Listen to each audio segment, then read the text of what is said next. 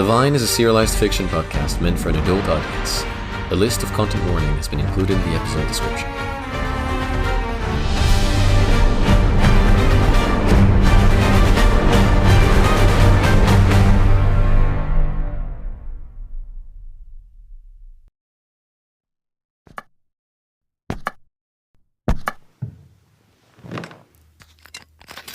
What kind of oil is it? Iterellis, honey and ginger. It might sting at first, but it does wonders. Your leg. I'll have to apply pressure, loosen the tension in your sinews. Stop me if the pain gets sharp.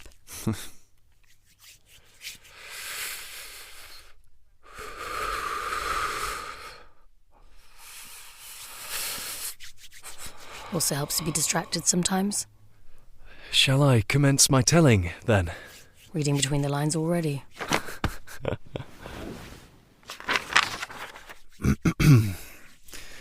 So begins the first tale of Itaocan.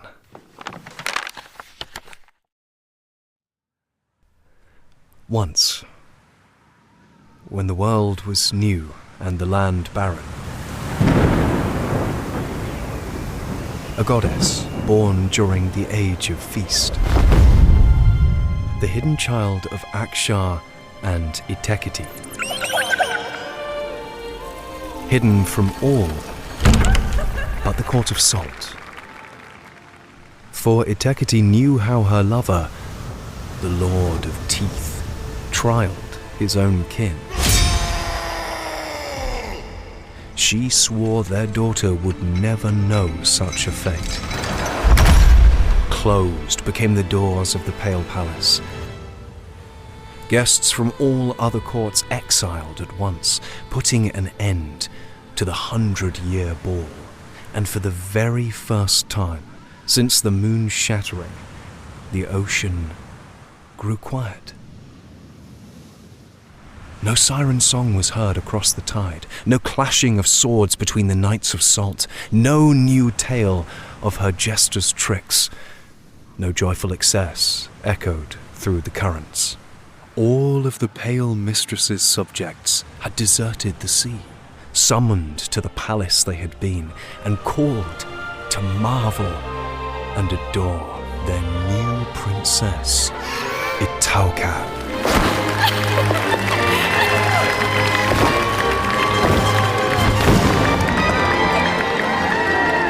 She had all of her mother's beauty and her father's appetite, yet nothing of their cruelty. From her mother she learned no cunning, but the thrill of trickery. From her father's blood brewing deep in her veins, she knew exuberance, but not frenzy. She knew joy, most of all, as vast and fierce as the leaping tide, and thus she was raised in the fairest of homes, adored by all. But with each day that passed, the ire of Akshar grew, denied that he had been again by his mistress, until he could no longer suffer it.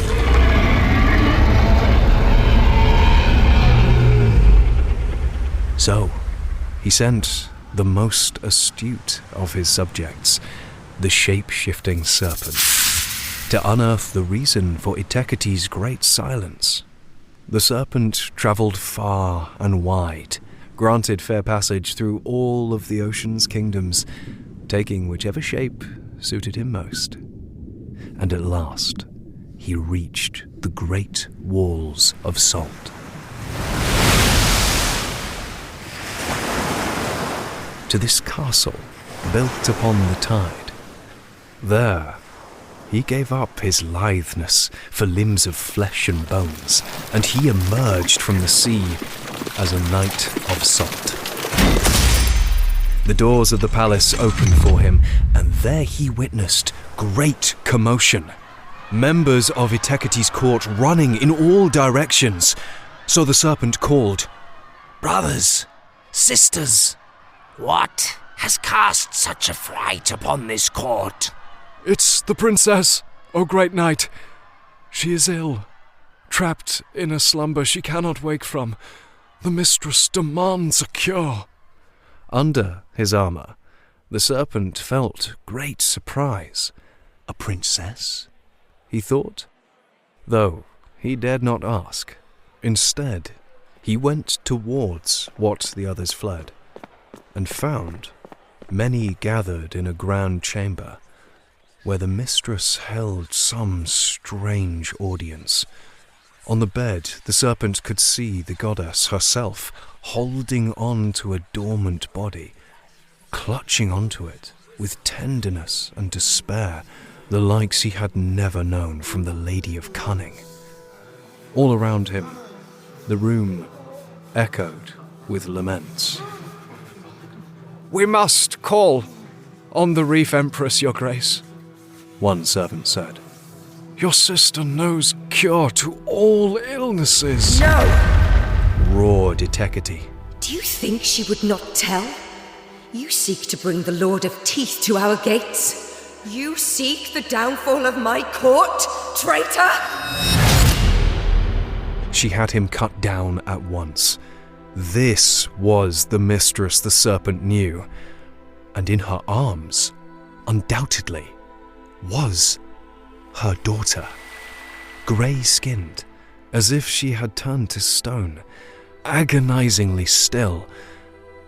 To his surprise, the serpent recognized this affliction. He felt his tongue pricked by the taste of his master's essence. The blood of the Lord of Teeth stormed in her veins. The serpent alone saw her for what she was, a shifter of shapes, raised apart from her kin. For years, carving herself to her mother's desires, denying her own claws and fangs, not knowing that no shape should be worn forever, let alone one that was not hers. It had to be shed, lest it set over her skin as cold and dead as deceit, forever.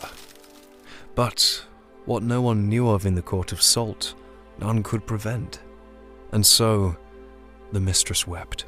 Return to me, daughter. Return to me. I command it. Standing guard amongst the mistress's knights, the serpent waited and waited, days and nights, for the Lady of Cunning to find her fury, march out of the room, willing to set the ocean ablaze for a cure. While she plotted and planned with her council, she needed only one of her knights to watch over the princess. The serpent had found his moment. Alone, at last, he approached the bed, knelt by the princess's side, and whispered the waking words.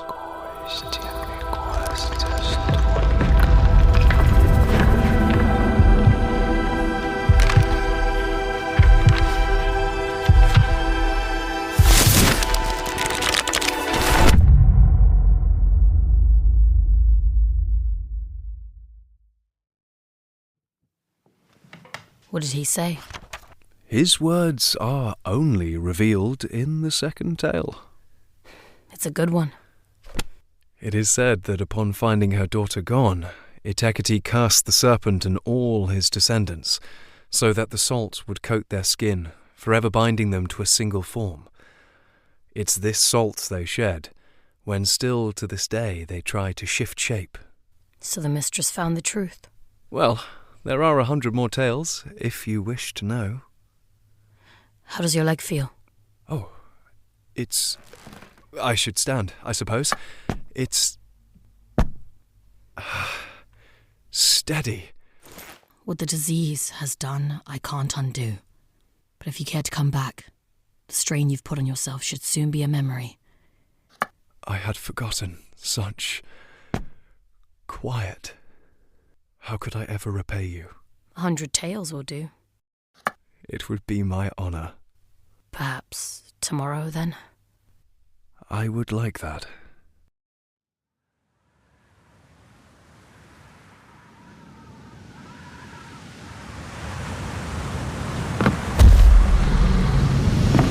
Easy, Lael. Easy. The second mate is hunched over the serpent's carcass, muscles shifting under her skin. Captain. Guard the crew. I'll handle her. You heard your captain. Now back away. Come with me, little thing. She cannot control it. Her soul is now the size of a great snake. She's never known hunger like this. Wait! She will keep to my quarters until her mind is better. Man the ship. Aye, aye, Captain.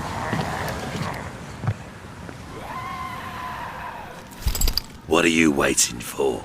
Haul the rest of that snake on the deck and start chopping. We have a hull to fill.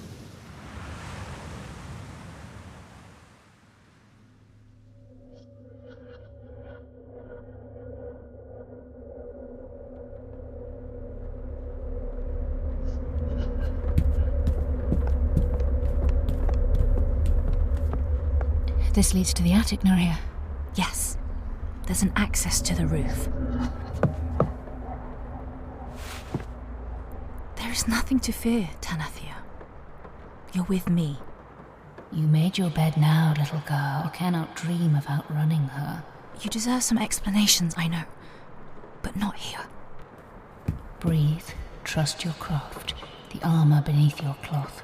Shielded you are by both steel and stars. Fear cannot claim you under my watch, daughter. Oh, Father, guide me. Cast your eyes on my path. You must have wondered, I'm sure. What is a daughter of the sea doing here? Living on land? It's a terrible thing, you know, to sail. I cannot imagine greater bravery. No, you cannot. I was told not to cry when I was sold, or I'd be thrown off the ship like the dead weight I was. So I didn't. Not a tear for the captain to see. No hesitation when he gave an order. He liked that. To be of use is to be worth keeping alive. So I obeyed, I lived, and outlived him.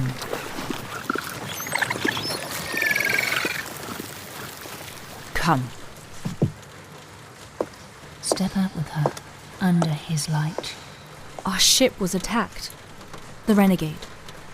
A dark woman. Her blades cut through hallowed skin as if it was just a butcher's meat. Our lieutenant she beheaded at once. A man I had seen prey on monsters 3 times his size. Our captain fought bravely, but stood no chance against the demon and her crew. He abandoned ship and took me with him. In the water? No. A strange tremor under her gown. Something is shifting, pushing against the seams, swelling over her skin.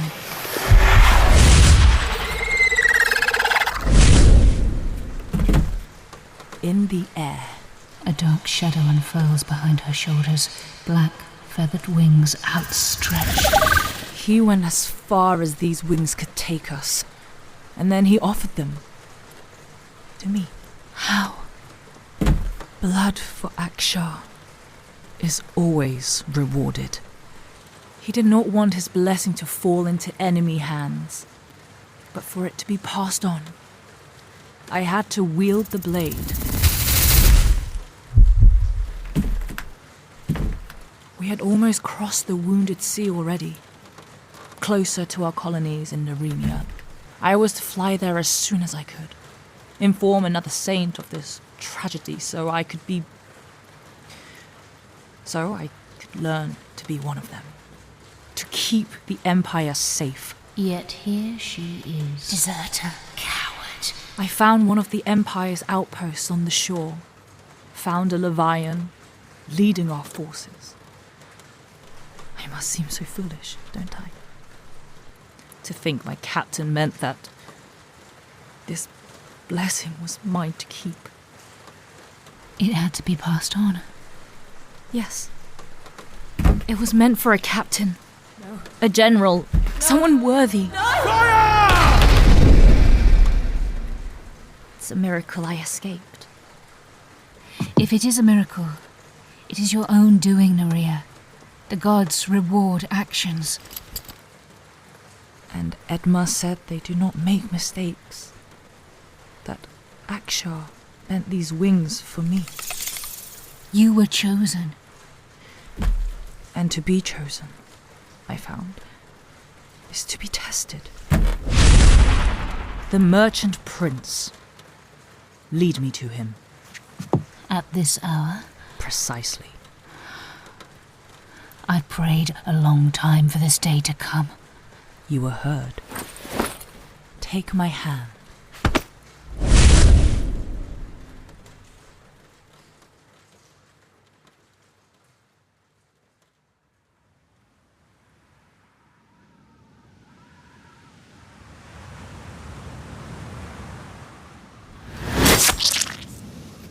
We spent many hours into the evening cutting and hacking into the Leviathan's flesh.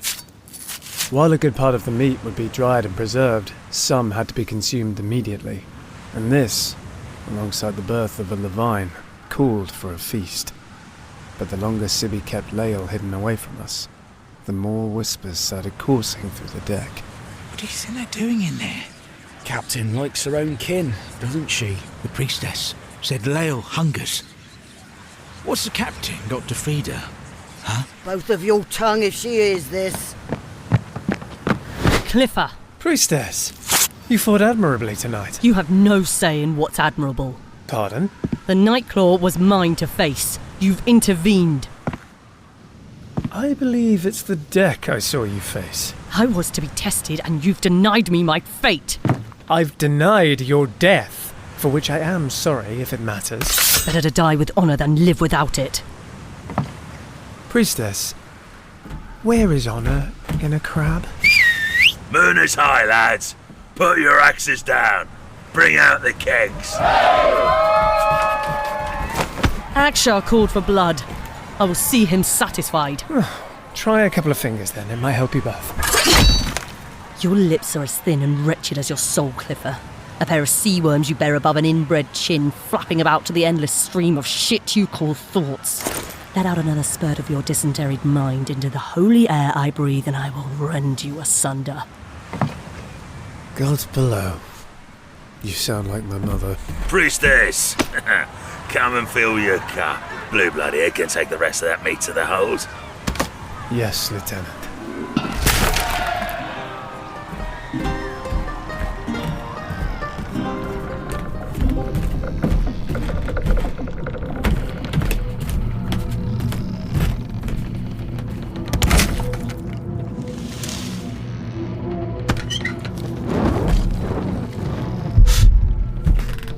Down the hull, I had forgotten, lies the head of the beast, kept whole as a trophy.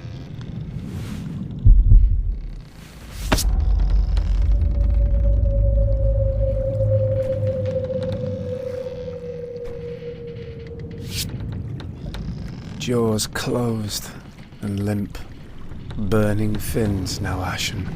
Its body forced to rot when it was meant to live on. Strength and bones forever passed on and transformed, feeding back the waters it had once preyed on.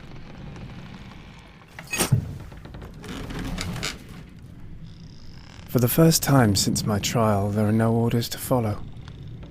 Rum flows on the deck and no one will notice me gone. I can set my lantern down and open my journal.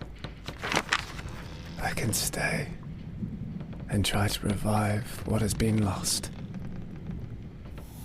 In the ocean I pour, the Leviathan finds refuge.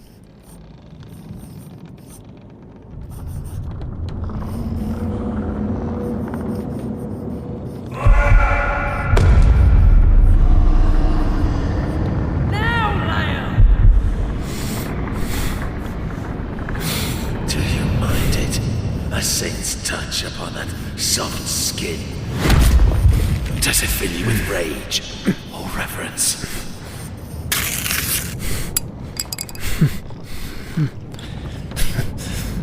No. There's nothing worth minding. Nothing at all.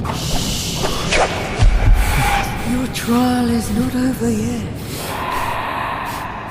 Little thing. Sale? She's in the captain's quarters. I cannot be hearing this. Valentin! I've gone mad. Akshar does not suffer the weak. Are you weak, Lael?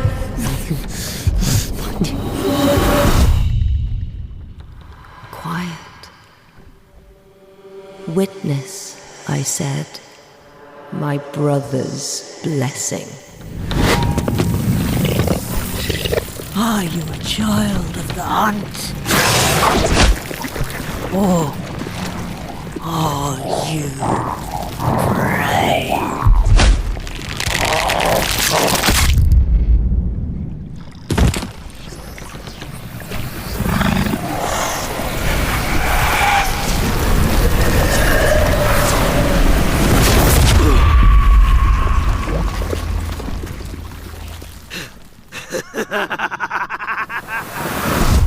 It's not my voice you should fear.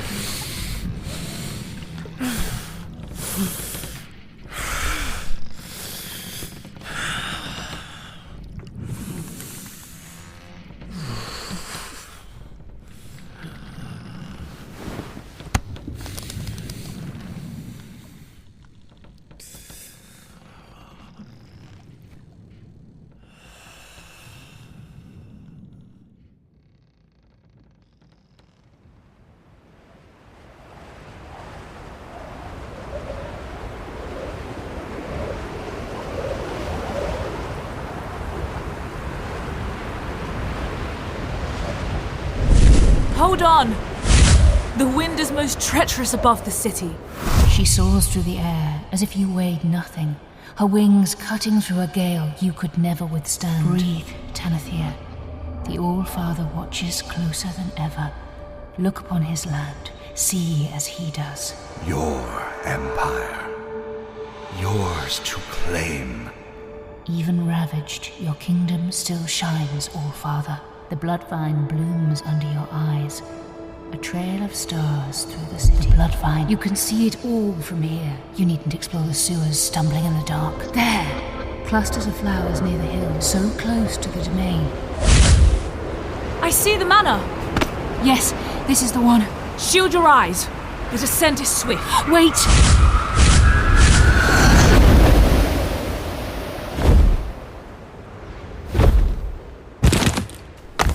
Are you all right? Yes, ready. Remember the task at hand. The cluster will have to wait.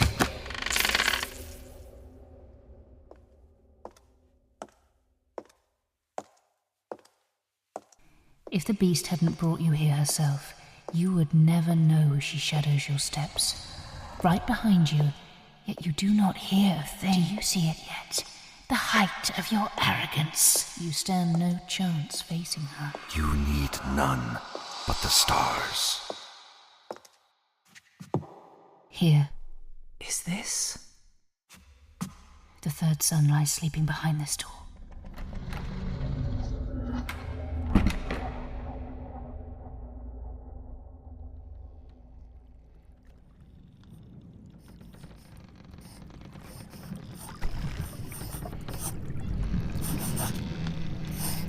Nothing worth minding. Pencil on paper. It's all that matters. Nothing at all. The candle has more than halved. But there's so much I've not captured. Pattern on the scale, so much to do. Nothing worth minding. I'll remember enough to not need light. Down here, where it's safe. Someone's coming.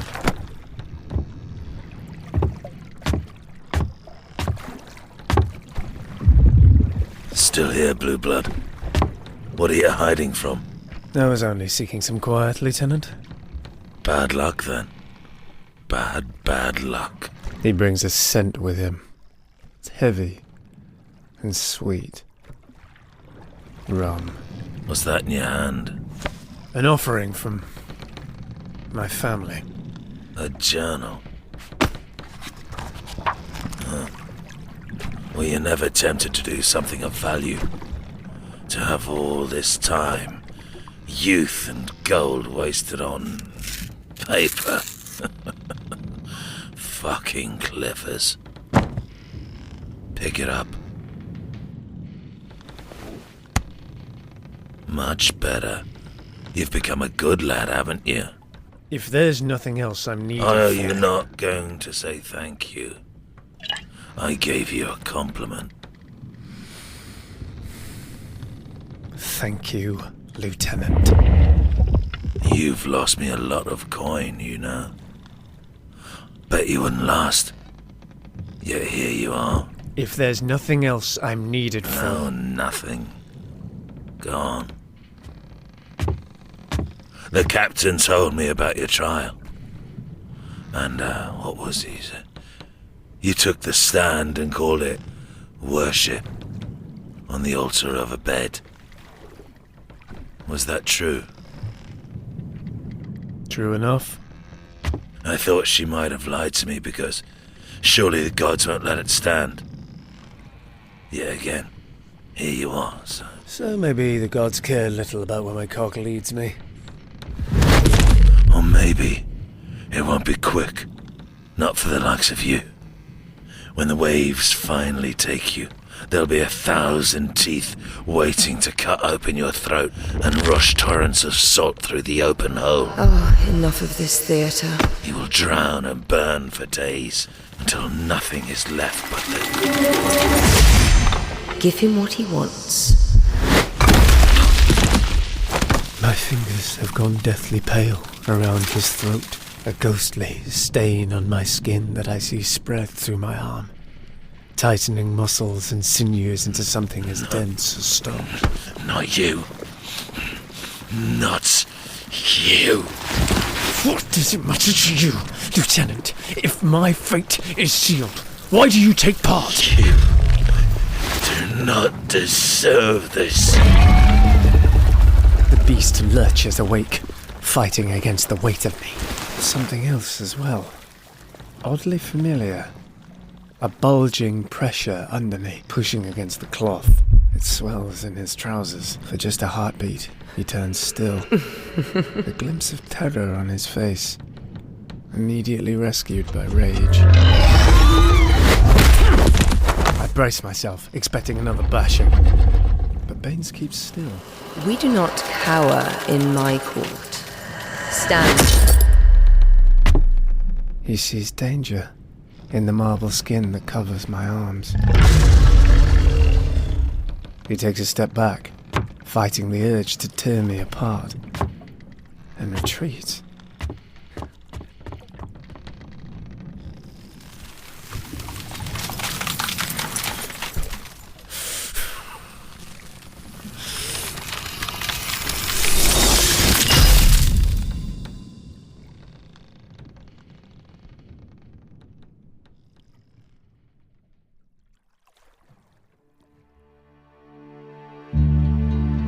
Thank you so much for listening to Levian. Credits have been included in the episode description, and if you'd like to know more about the show, you can find us online on the Hug House website or at Levian Podcast on social media.